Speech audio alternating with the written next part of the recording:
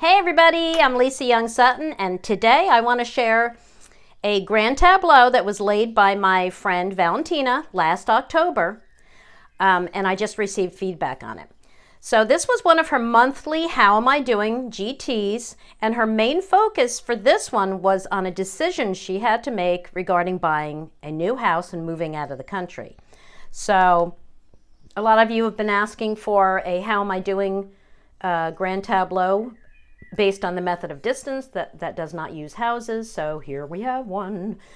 All right, so the backstory is that her uncle was selling his house, which had been his mother's house, who is Valentina's grandmother.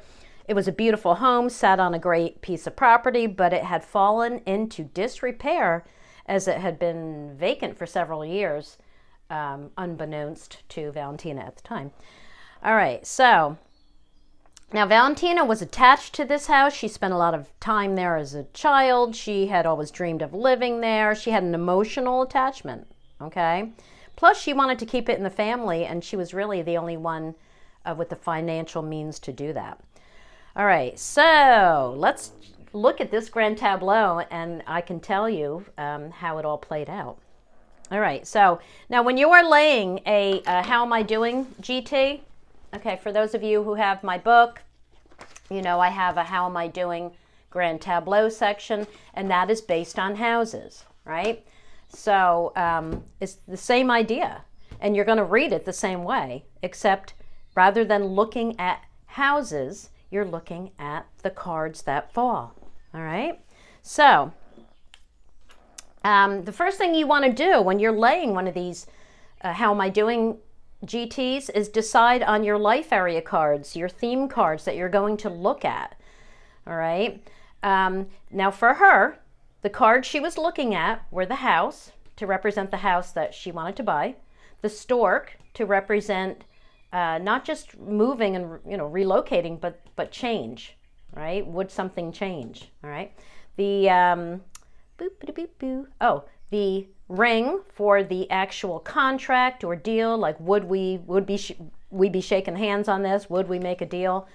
The ship for the journey for betterment, right? For this whole transaction, we could say, is a journey toward betterment. This is the original card of big business transactions. It's also going a great distance. Like I said, if she bought this house, she'd be moving out of the country. So she was looking at the ship and the letter for significant news and messages regarding this whole thing. Okay, so those were the primary cards she was looking at. And being a traditional grand tableau, she also looked at the corners, the center four, and the bottom line or fate line. She also looked at the first three. Okay, I think I got all of that. All right, so now when I look at a grand tableau, the first thing I always do is check to see where the seeker is. And as you can see, she's all the way down at the bottom right corner. All right, so this shows that, she really wasn't in control of anything at this point, and she had so much weighing on her, so many questions and issues, and felt she was kind of buried under all this. But she was also, rather than focusing on the present or the future, she was really looking, I don't want to say to the past, but yeah, that's part of it, looking to the past, but also just focused on all of these what she felt were her obligations to keep the house and the family. And then, like they said, the past of considering all her happy childhood memories here. It was just wasn't based in fact. She was basing all of her plans on emotions, really. All right. So that really explains her position. And I also immediately take a look at the cards touching the seeker, and she only has three. She has the clouds right above her, and the whip, and the dog. Okay, that's it. So now Valentina told me that the first thing she noticed or looked for was the stork, because she really wanted this to happen. She had her heart set on this house. She really wanted to move. To her, this was like a fantasy, a dream come true. So she looked for the stork first, and she immediately saw that it sat between the mice and the tree. So that told her that it was not a healthy situation, right? Or that something unhealthy would take away from this and would change her mind. But she also looked at the cards that connect her to the stork, and we have the dog and the tree. And she saw that as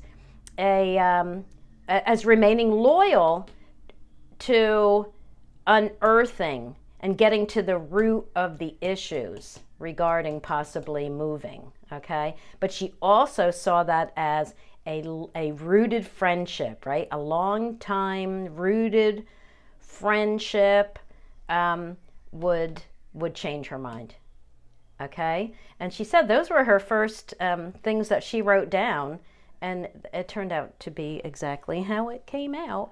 All right, so now if you look at her line of sight, this really explains the story, because the clover and the heart starting the line told her that, or shows that she thought this was a great opportunity, that she was so lucky, and she really had her heart set on this opportunity.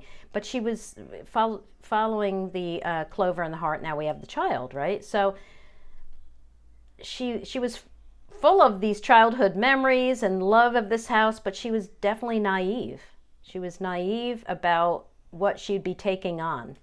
Like, she envisioned her moving into the house the way it was 40 years ago. You know? All right.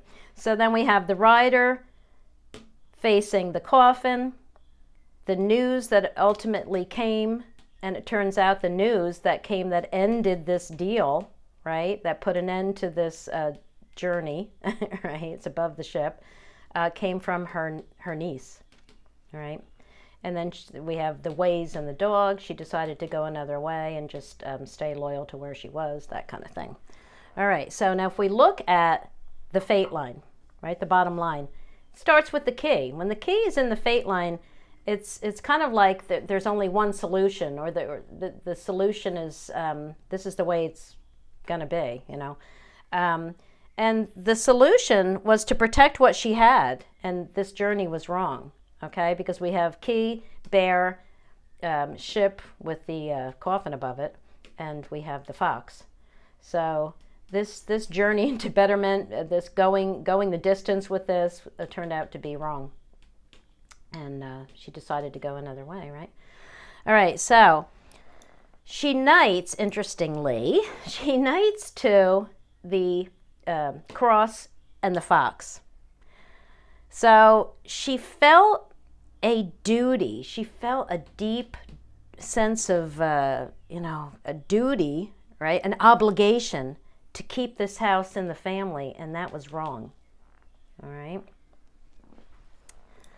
So, looking at the center 4, we can see that here's the contract right here. We have ring, right? And what's above it? The mountain. So the mountain is crushing the deal.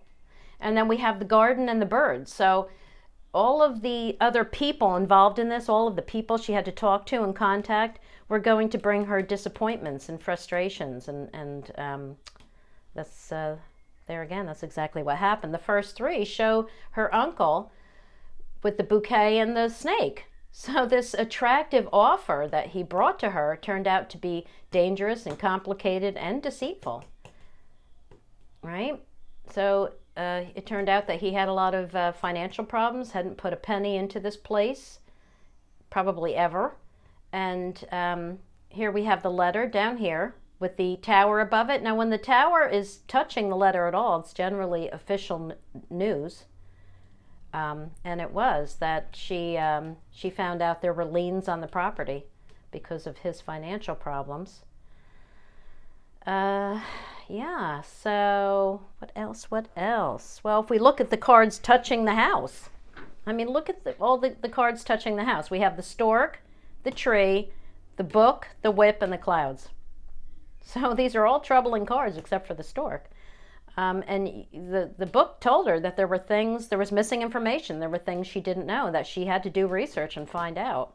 And the tree, like I said, was draining the energy right out of the house. And then we have the whip and the clouds. So, you know, there was dis, you know, the whip is my discard. It's like disharmony, and it was in disrepair. It was disheveled. And this also represented all of the back and forth and confrontation she had to go through to clear those clouds. I mean, the whip and the clouds are the two cards that sit between her and the house. So she did have to have a lot of arguments and a lot of back and forth. No one was telling her the truth. She didn't know who she could trust. You know, she had some loyalty issues going on, right? Okay, so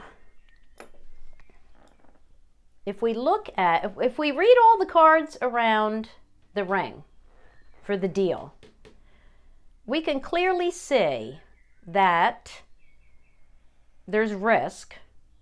This is highly risky. We have the blade of the scythe facing the ring, and on the other side we have the birds, right? So, you know, we could say that she quickly had to sort through all of the misunderstandings and frustrating phone calls, right? That brought to her attention the risk involved in this deal.